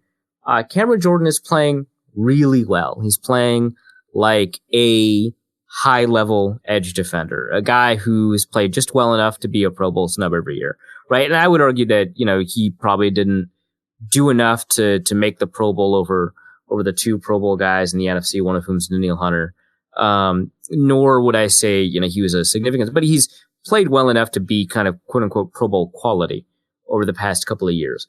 And I would argue that Riley Reef, I think a lot of people, I wouldn't say have turned the corner on him, this year, but I would say a lot of people are a lot more comfortable with what Riley Reef has done this year. He's played, again, like an average tackle, whereas no one's really comfortable with the way that Rhodes has played, right? So who do I trust? I don't want to say like I trust Riley Reef, but I would say he's more likely to play well. He's had some pretty good games. I think his game against Washington, for example, was really remarkable. I think PFF kind of underrates him at the moment. But yeah, he's been okay this year. The biggest issue for him has been penalties, which it's a pretty significant issue, but that doesn't mean that the matchup goes poorly. So I would say Reef is probably the more likely to produce a high quality outcome. Agree or disagree? To slow Michael Thomas, the Vikings should press with Rhodes at the line and double over the top with safety help every single play. Yeah, sure. I'm glad the question said slow and not stop. That's the kind of the key. So we asked Seth this a little bit. He couldn't come up with a clear answer as to kind of how you stop Michael Thomas because no one has done it, right? But he asked me, what does a winning game look like for the Vikings? And I described pressing every receiver to throw off timing. Obviously, if you're pressing Michael Thomas and he's got such a great release off the line, you have to have contingencies. And very often your contingency is my corner is good at football. And so he can just win even if he's lost off the release. And you're not super confident that Rhodes has that in him. I don't know that a safety on top is necessarily the only solution. I think you need to be very careful with how you bracket your zones. I think you can create wall-off zones, which kind of widens the linebacker responsibility. Then you have to deal with like Kamara and Jordan Cook and all that. But I think you can wall-off zones. I think you can create, safety help up top and stuff like that. That's all important and good. You need to be able to nail your crossers, like Seth said. So Anthony Harris is going to be a big part of making sure the crossers don't do much. But yeah, I think that pressing him is a really important part of a successfl game plan. Let's get these questions out of the way, and I'm going to handle both of these at the same time. New York Vikes fans asks, do the rumors about Zimmer on the hot seat, if the team gets blown out, carry any weight? And if so, would that necessarily be the right decision? Kenneth Allen asks, setting aside the probability of it happening or not, what do you think of the idea of firing Zimmer and promoting Stefanski? I don't think the rumors have that much weight. And one of the guys reporting it, Charles Robinson, I think is generally a pretty good breaking news guy. So I don't want to defame him or anything. I think he does a fine job. But I would argue his tweet is best interpreted as, they'll lose Stefanski and that'll hurt Zimmer's prospects in 2020 to generate enough wins to earn a contract extension. And I think the Vikings, if they get blown out in this game, may not consider an extension, may put Zimmer in a lame duck year for 2020. So that, which is different than firing him, right? The Vikings don't like to have their coaches in a lame duck year. Even coaches that they're probably going to fire, they extend another year. That happened to Leslie Frazier, I think. He got extended another year and then they fired him. They just don't like lame duck years for coaches. So that would be pretty significant if he enters the year. Remember last year, Zimmer announced that he got a new contract at the Combine. So we'll wait until then to see if that's the case for an extension. But I think, so the reason that this has come out, I think, is because the Vikings love Kevin Stefanski, right? And so there's a lot of concern that he could leave and become a head coach. And, when other teams were considering him, like the New York Giants were considering as an offensive coordinator, they could block that from happening. That wasn't going to happen because the Vikings could say just no, right? You cannot block an offensive coordinator from becoming a head coach. You can change the schedule of interviews if you're in the postseason and stuff like that. And, that makes things difficult. But, teams have hired head coaches from assistants that played in the Super Bowl. But some teams are just willing to wait, right? But yeah, I wouldn't think it's likely that Zimmer gets fired. I think that there's only very few circumstances you should fire a 10-win coach. Lovie Smith's a good example of a 10-win coach that got fired. I didn't love it, but everyone in the Bears knew that it was going to happen. So he needed to make the playoffs and it was going to be kind of temporary. And then obviously the Titans, I think they made the right choice, when they fired a guy who actually won a playoff game. The Titans look really good this year, so it turns out they might have made the right choice. But that was just kind of a weird set of circumstances where the coaching staff was working against the quality of the players, and the players were able to kind of overcome it. And plus, he had a weird set of competitive measures in the AFC that kind of allowed them to make the playoffs. That's not true for the Vikings. They're one of the top 5 teams in the NFC. So I don't think that they should fire him. I like Stefanski. I don't think it's easy to predict how good a head coach is going to be, especially in their first tenure. So, would you have a good coach or unknown? There's a pretty good argument that if you think Zimmer's at a ceiling, right, like Marvin Lewis, right, that ceiling is just not acceptable. And you want to dip into the unknown. It's the same as that quarterback question. Because the goal is to win the Super Bowl. It's not to be reasonably good.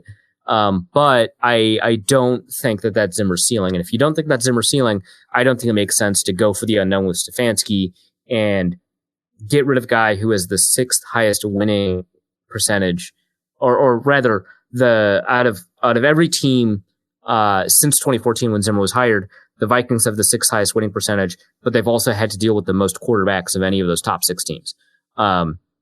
Zimmer's done an incredible job generating wins in seasons where Teddy Bridgewater's been injured, Sam Bradford's been injured.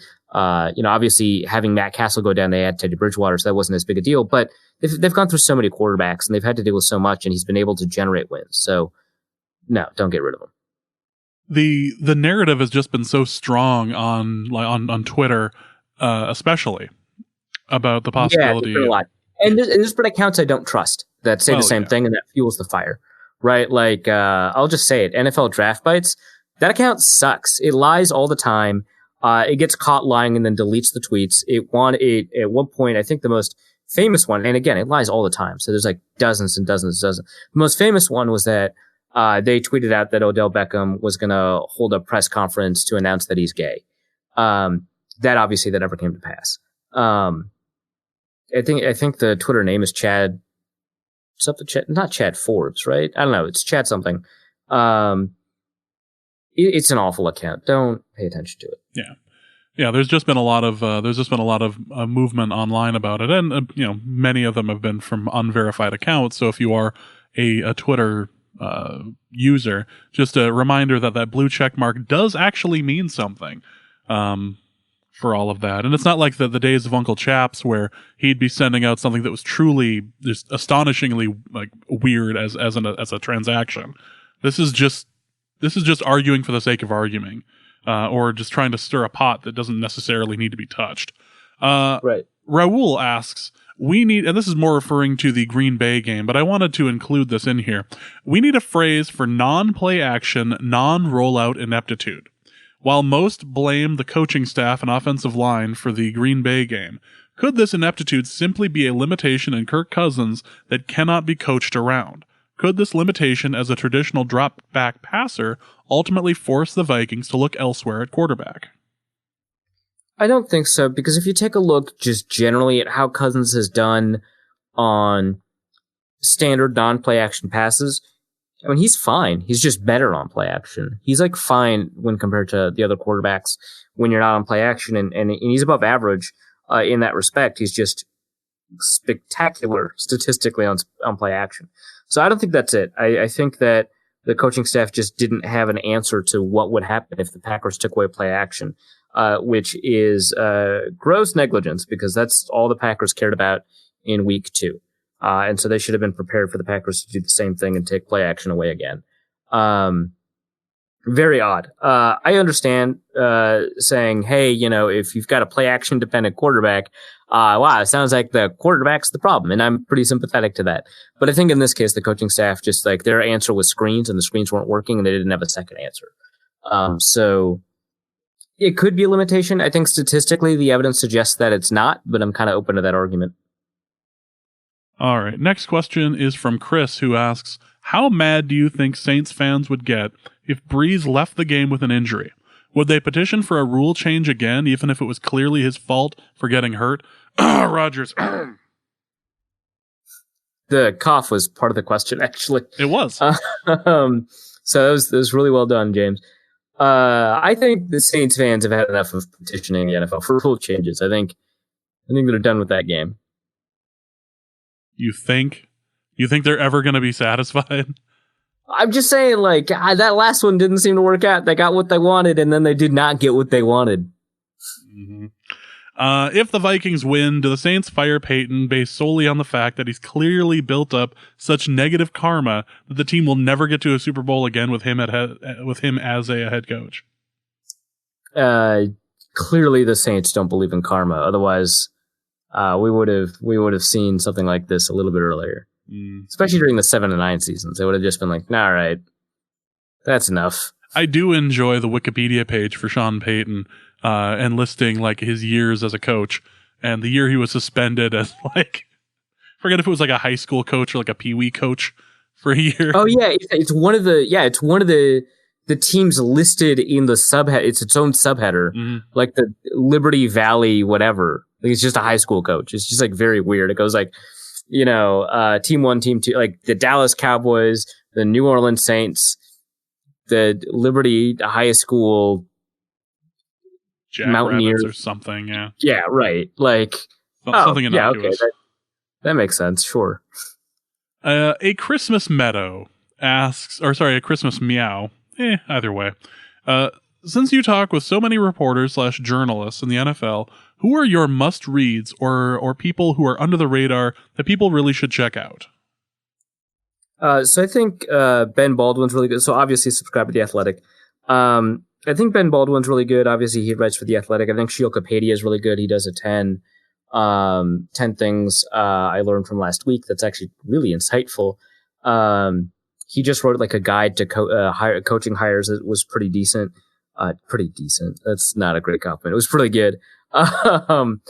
Ted Wynn does great X's Nose breakdown over at The Athletic. And then I generally recommend the writers that we bring on to the podcast. Otherwise, I wouldn't bring them on.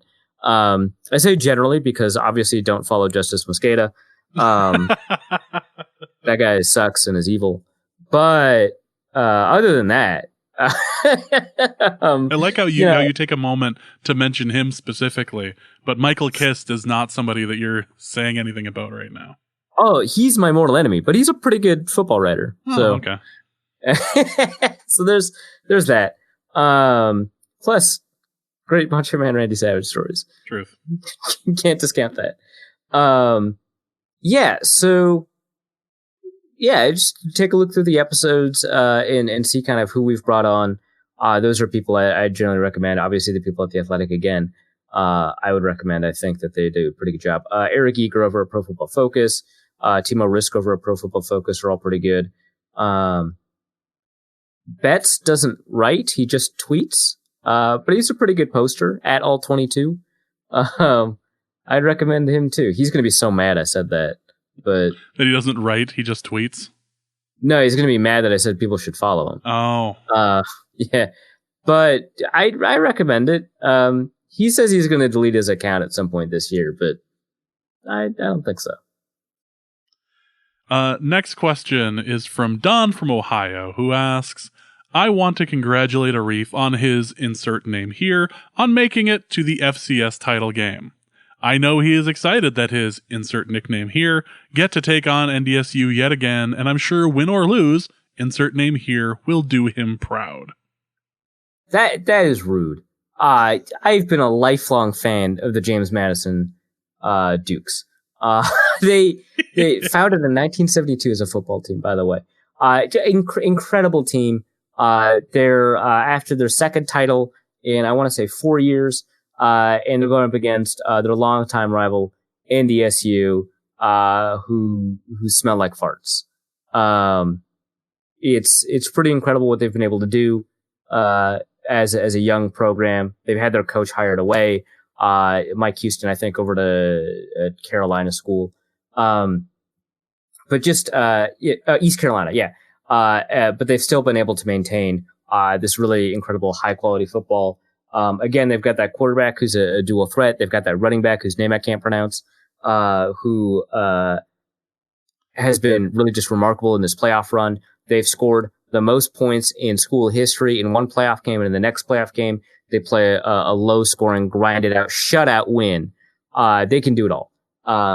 They're the number one team in the country, and they're going up against some freshman, I don't know, who claims to have never thrown an interception. Yeah, we'll see about that. Over in a national championship game. And I just, honestly, this can't even be close. James Madison is favored by 0.5 point, by most books, 1 point by Boveda. And that's just disrespectful to the school that produced Arthur Moats and Charles Haley and Scott Norwood, the Buffalo Bills all-time leading scorer, and that's the only notable thing about him. No, nothing notable ever happened to Scott Norwood at all. Never once, never 4 times, really. We really should arrange something with like Boothcast or something for either you and I to watch that game or you and Eric to watch that game. I have a feeling Eric might be a little bit more liberal with the cursing at that point, but I mean, I don't want to discount your enthusiasm. Family man, Eric. Yeah, right. Don't want to. Yeah, I knew you scored that right there. Whatever his name is, starts with a C. It's great. Also from Don from Ohio, I was discussing this with Miles Gorman and Sexy Prince. What is the movie moment of the decade? Any and all Star Wars related moments are automatically disqualified. Well, I mean, the fact that Star Wars was released, I think, is pretty significant, but that's fair. The entire franchise was ruined by the last movie. I can't go back and watch like A Force Awakens and like, oh, that's... You know what? I completely disagree. Earlier today, I pulled up a copy of the movie and I rewatched the opening, and you know what? My opinion's completely changed. I understand the movie.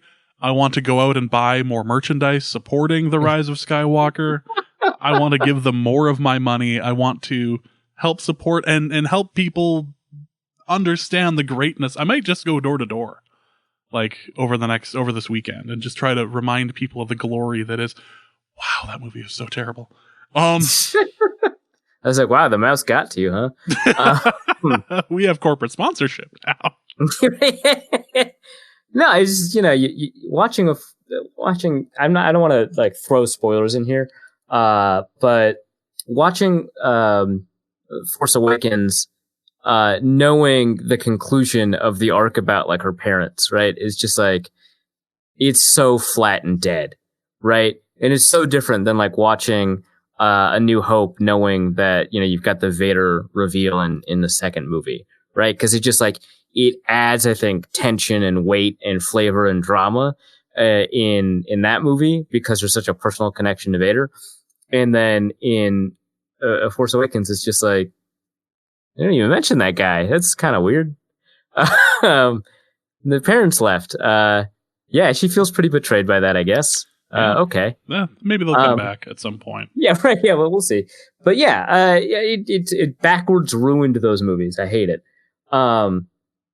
I would say the moment of the decade from a pop culture standpoint probably has to be Avengers Assemble in Avengers Endgame, with all the Doctor Strange portals opening up. Really great moment. Watching it in theaters feels like really kind of epic, and I think it's pretty well earned. I feel really bad picking a Marvel movie for this, but you just kind of have to, right? Because it's the most influential movie property of the past decade. And it just feels kind of weird and cheap and plastic to pick it. Yeah. But whatever. Like there's other options, but I don't think they necessarily work as well. Like you could go with the chase scene from Fury Road. Phenomenal. Or Escape from Gastown, Fury Road. Phenomenal, right? Like both work really well. But yeah, I just think that, which I think they're better scenes, right? Like I think there's a bunch of better scenes, right? The I'm Not Leaving from Wolf of Wall Street. I still think the lemons scene from Wolf of Wall Street. Yeah. Those are all great. They're superior scenes, right? Mm-hmm. But I think if you're picking a moment of the decade, it feels like you're not asking what's the best movie scene of the past decade. It feels like you're asking what's the most significant one. And to me, that means kind of like cultural impact. And I think that's got to be the culmination of all this Avengers stuff happening in this incredible Avengers Assemble moment. That was, a pretty good movie. It was, not amazing, but it was a pretty good movie. And if right?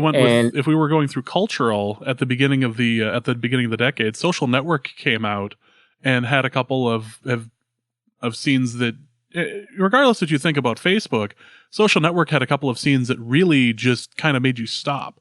And the scene where he is hacking the Facebook pages, which had like all the names or all the photos of everyone in the frats at Harvard, is still one of my favorite scenes of the decade, of just like the way that they did it and the soundtrack for it and everything was so like the way that it like broke down in his mind. I enjoyed that, but I don't know necessarily if that's like of the decade or anything. But that one's interesting because that entire movie gains weight as the decade goes on, because I think it was released in like 2010, right at the very beginning of the decade.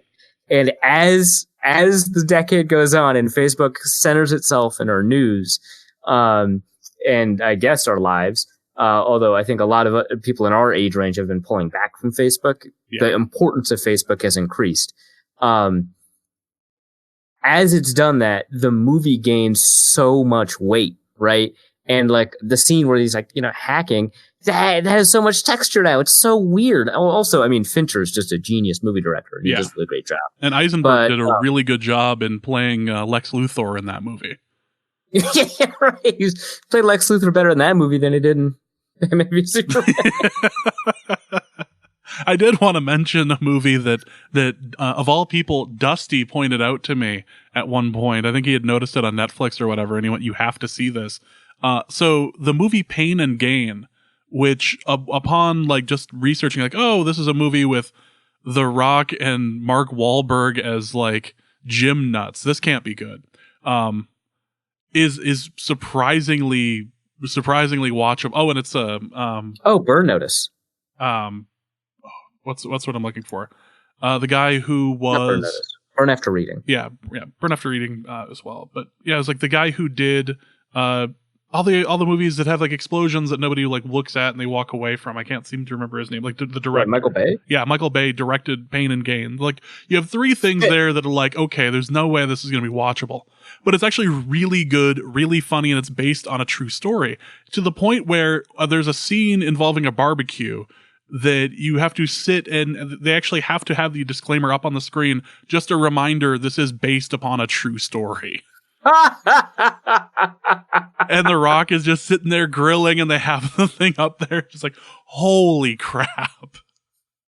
And it involved so much excess. It was so funny, but again, not necessarily movie moment of the decade, but it is possibly one of my favorite scenes from any movie in the past 10 years. Yeah. All right, so that is going to be it for this episode of Norse Code. We will be back next week to talk about the game Win or Lose against the Saints, and hopefully we have more to talk about later in the week. So, Arif, what do you have to plug? I'm going to have a piece up at The Athletic, I think on Friday, that previews the Saints game from an X-Nose perspective. I've already got kind of a preview just from a matchup perspective up at The Athletic. But yeah, mostly I'm just going to be throwing some links into the show notes about stuff that I found pretty interesting this week. So that's that. I mean, most of my stuff you can just find at The Athletic, so there's not a ton to plug. But yeah. All right, so that is going to be it for this episode. Once again, thank you guys so much for listening, and please remember that revenge is a dish best served funky as hell. And we'll be back next week. Norse Code is the largest and only division of Norse Code LLC.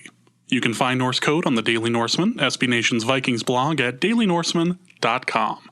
You can also find it on iTunes, Stitcher, Google Play Music Podcasts, Spotify, or wherever fine podcasts are aggregated. Our Vikings blogger extraordinaire and generally useful human is Arif Hassan, and he can be found on Twitter at Arif Hassan NFL. I am your producer and co-host, and my name is James Pagashnik. You can find me at the show's official Twitter feed at NorseCodeDN. If you'd like to donate a few bucks to the show, you can make your one-time donation at paypal.me/NorseCode, or a recurring monthly contribution can be made by visiting patreon.com/NorseCode. Any questions or comments that won't fit in a tweet can also be sent to norsecodepodcast@gmail.com. On behalf of the Norse Code staff, we thank you so much for listening. Our formula is this. We go out, we hit people in the mouth.